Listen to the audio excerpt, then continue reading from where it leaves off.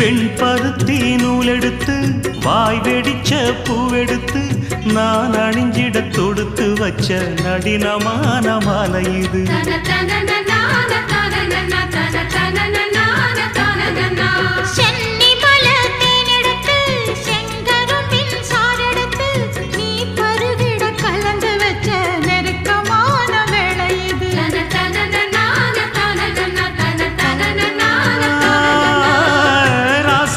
உடம்பிருக்கும் ரவிக்க துணி நானாக அன்னாடம் சூடி கொண்ட ஆசை வச்சாகாதா.